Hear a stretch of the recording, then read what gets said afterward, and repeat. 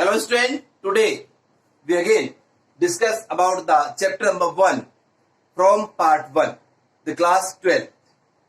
12th class के हम chapter 1 यानी कि lesson 1 fundamental of human geography, that is the name of the part, and the name of the lesson is human geography. According to this video today we will discuss the different types of content. Firstly, you can say what is the meaning of the human geography. How can you describe the nature and scope of human geography? What is the meaning of the naturalization of humans? What is the meaning of the humanization of nature? What is the meaning of possibilism? What is the meaning of determinism? What is the meaning of neo-determinism? And what are the major schools of the human geography? You can say humanistic school of human geography, radical school of human geography and behaviour school of human geography. आज हम part 1 class 12 में chapter number 1 है मानव भूगोल.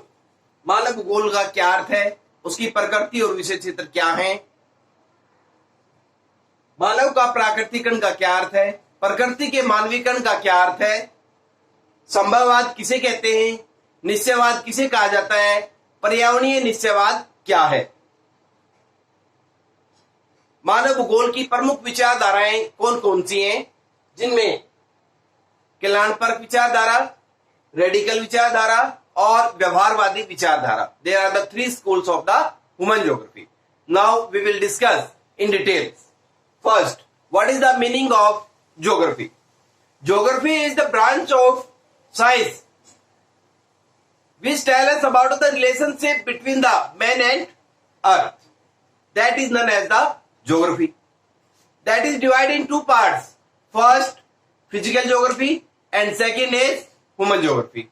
Physical geography tell us about of the physical features impact on the human being, and the human geography second part, second type, human geography tell us about of the interrelationship impact of human on the earth and impact of the earth on the humans and its relevant features. That is known as the human geography. That's clear, the definition. मानव भूगोल क्या है? मानव भूगोल भूगोल की वह शाखा जो हमें मानव और पृथ्वी के अंतर संबंधित अध्ययन कराती है. पृथ्वी किस प्रकार मानव को प्रभावित करती है, मानव किस प्रकार पृथ्वी पर अपना प्रभाव डालता है, उसका अध्ययन हम मानव भूगोल में करते हैं. वैसे भूगोल है क्या? भूगोल वह शास्त्र है जिसे हम पृथ्वी और मानव के अंतर संबंधों का अध्ययन करते हैं, उसे भूगोल कहते हैं. अब 2 प्रकार मैंने बताए, पहला ह्यूमन ज्योग्राफी डिफाइन कर चुके हम, दूसरा है इसका फिजिकल ज्योग्राफी जो हमने 11th क्लास में डिस्कस किया. उसमें हम ये कह सकते हैं कि जितने भी भौतिक तत्व होते हैं, पर्वत, पठार, मैदान, इनका अध्ययन जो है उसमें करते हैं. फिजिकल फीचर्स का अध्ययन उसमें करते हैं, भौतिक तत्वों का अध्ययन उसमें करते हैं. वो भौतिक भूगोल कहलाता है, जो कि 11th में हमने डिस्कस किया. तो भूगोल क्या है? मानव भूगोल और भौतिक भूगोल 2 पार्ट इसकी मेन है. तो मानव भूगोल क्या है वो भी हमने अध्ययन किया. Next definition is clear. Human geography, nature and scope. What is the nature of the human geography and what are the scope of the human geography? If we study about of the different types of elements related to human geography, then we can say there are the transport, population density, distribution, and some types of the elements are impact, especially impact on the features of the human being related to trade, communication, and other method also. These types of study in brief, that is known as the nature of the human geography. And if you think about of the scope of human geography, then you can say that is the wide area. There are the wide scope of the human geography. We can say if we study in details in nature, for example, density of population, then what are the major factors of impact on the density? What is the quantity of the density of population, different types of area? Which types of factor affect on the density? What are the effect of the over density of the population in area? Means these are the in details density, transport, communication, human settlement, trade, communication. If we study these types of element in details, that is the scope of the human geography. मानव भूगोल की प्रकृति क्या है? प्रकृति इतना है कि उसमें हम जनसंख्या क्या है, घनत्व क्या है, वितरण क्या है, कौन से कारक उसको प्रभावित करते हैं, व्यापार क्या होता है, संचार क्या होता है, परिवहन क्या होता है, उनको ब्रीफिंग में अध्ययन करते हैं। वो उसकी प्रकृति है। जैसे हम किसी व्यक्ति विशेष का नाम पूछें, उसका नाम, उसका व्यवहार, उसकी रंग, आकार, शकल, वो उसकी प्रकृति है उस व्यक्ति विशेष की। और उस व्यक्ति विशेष के स्कोप पूछे तो उनके रिलेटिव्स आ जाएंगे, उनके भाई बहन आ जाएंगे।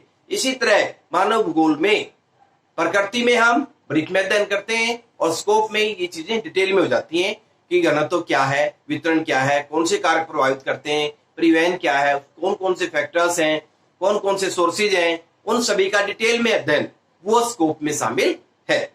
तो nature and scope, that's clear. Next, naturalization of human. What is the meaning of the naturalization of human? मानव के प्राकृतिकरण से आप क्या समझते हैं? That is a ancient theory. According to this theory we can say human is bound in the different types of the norms of nature and we are not succeed to able changement in the different types of equipment and other than environment by the help of technology. We have no knowledge. We thanks to the nature in each types of field when the nature provide us different types of resources. That is known as the naturalization of human. ये एक ऐसी अवधारणा जिसमें ये बताया गया है कि हम समय समय पर प्रकृति का धन्यवाद करते हैं, हम बंधे हुए हैं, हम उसमें परिवर्तन नहीं कर सकते हैं, उसे मानव का प्राकृतिकरण कहते हैं।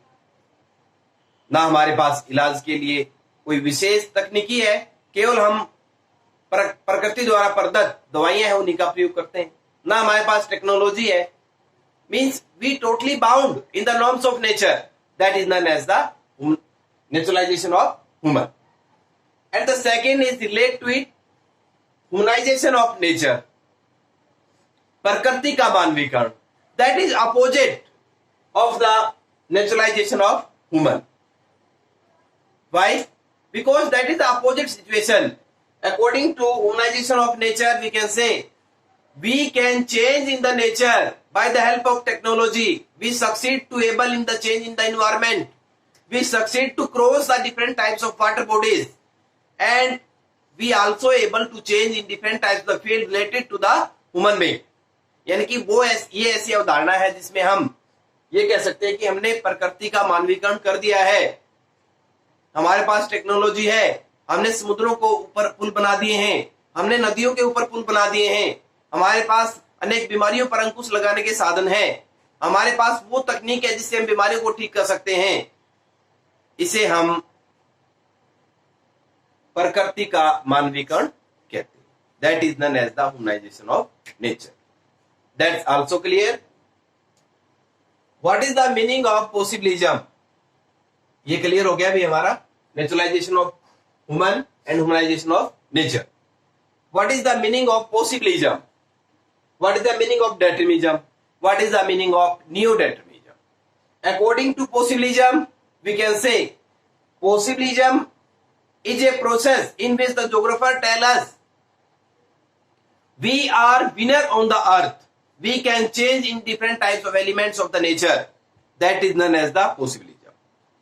ये ऐसी अवधारणा जिसमें ये बताया गया है कि हमने प्रकृति पर विजय प्राप्त कर ली है, हम उसमें बदलाव कर सकते हैं, हमारे पास तकनीकी आ गई है, हमने नदियों पर पुल बना लिए हैं, वो संभववाद कहलाता है, पॉसिबिलिज्म उसको कहते हैं. नेक्स्ट है डेटर्मिनिज्म, निश्चयवाद.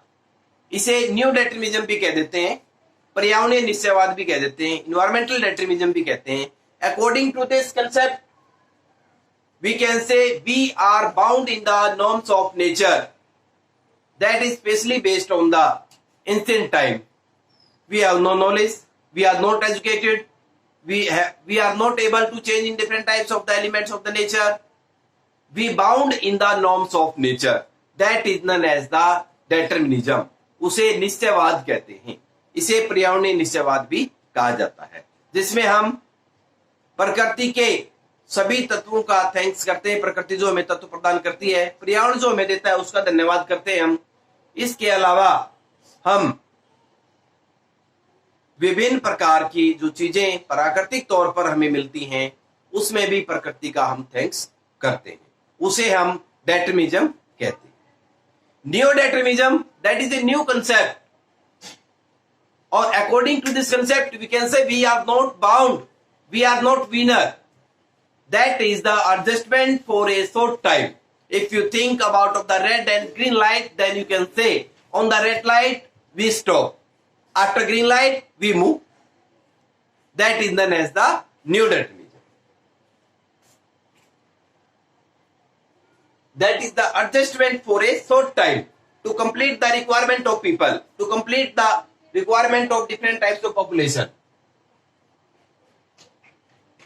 तो संभववाद, निश्चयवाद और नव निश्चयवाद, तीनों को हमने डिफाइन किया। नव निश्चयवाद में हमने बताया, इसमें इसे स्टॉप एंड गो, रुको और जाओ की अवधारणा भी कहते हैं, और इसे डेटर्मिज्म को हम पर्यावरणीय निश्चयवाद कहते हैं, जिसमें हम बाउंड है, हमारे पास कोई साधन नहीं है परिवर्तन का, हम प्रकृति का धन्यवाद करते हैं बार बार, वो निश्चयवाद कहलाता है। न्यू डेटर्मिज्म एक तालमेल, थोड़े समय के लिए, ना हम विजय प्राप्त किए ना हम बाउंड है। एडजस्टमेंट, जैसे हम रेड लाइट पर रुकते हैं और ग्रीन होने पर फिर चल पड़ते हैं, ठीक उसी तरह पर्यावरण के साथ थोड़ा सा एडजस्टमेंट, ये आपका न्यू डेटर्मिज्म कहलाता है। आगे, what are the major schools of human geography, ये तीनों क्लियर हो गए भी हमारे, संभववाद, निश्चयवाद और नव निश्चयवाद।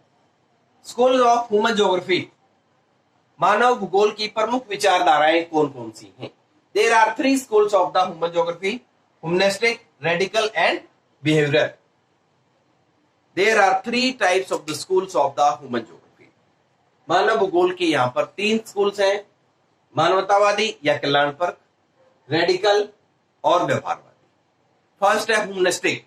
According to humanistic, we study the different types of aspect promoted by the government to provide the different types of facility related to health, related to education, related to water, related to food, to all types of the people of the country.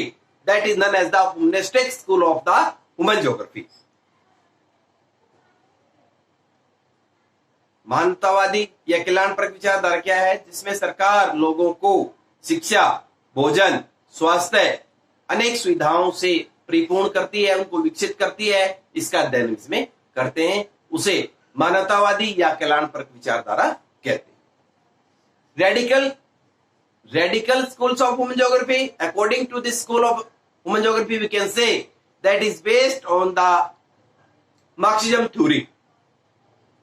Why the difference created between the rich and poor people? What are the causes responsible for it? This study is done by the human being in these types of school. Radical वो विचारधारा है जिसमें मार्क्सवादी सिद्धांत को अपनाया गया है, और ये बताया गया है कि भी अमीर और गरीब के मध्य अंतर क्यों होता है, कौन से कारण हैं जो ये अंतर बनाते हैं, इस अंतर को क्रिएट करते हैं, उन कारणों को कैसे दूर किया जा सकता है, और मार्क्सिज्म सिद्धांत का प्रयोग किया। थर्ड है behavioural school. According to behavioural school we can say that is based on the behaviour of the human beings. What is the behaviour? Adopt you, what is your nature, what is your way of talking, what is your culture, what is your education, what is your life experiences, these are involved in this type of school of human geography. व्यवहारवादी विचारधारा मानव भूगोल की वह है जिसमें हम उसके व्यवहार, उसकी प्रकृति, उसके रीति रिवाज, उसका परिवेश, उसका खान पान, उसके जीवन के अनुभव, उन पर आधारित होती है। उसे धर्म जाति भी इसमें इन्वॉल्व होते हैं, उसे हम व्यवहारवादी विचारधारा कहते हैं। That's also complete. आज हमने जो क्लियर डिस्कस किया है वही, उसमें हम देखेंगे पार्ट 1 ह्यूमन ज्योग्राफी, चैप्टर हमारा 1, मानव भूगोल की प्रकृति और विषय चित्र, ये हमारा क्लियर किया हमने। दूसरा नेचुरलाइजेशन ऑफ ह्यूमन, मानव का प्राकृतिकरण। तीसरा ह्यूमनाइजेशन ऑफ नेचर, प्रकृति का मानवीकरण। फोर्थ नंबर पर what is the meaning of possibilism, what is the meaning of determinism, what is the meaning of new determinism, यानी संभववाद क्या है, निश्चयवाद क्या है, नव निश्चयवाद क्या है। बीच में दो कंसेप्ट हमारी आई गई थी, स्कूल ऑफ ह्यूमन ज्योग्राफी, मानव भूगोल के प्रमुख स्कूल क्या क्या हैं, ह्यूमनिस्टिक, रेडिकल और behaviour. Today again I try for my best, and if you like my channel please like my video and subscribe my channel, and please decide your target to achieve the highest marks in geography. Stay home and be happy. Thanks to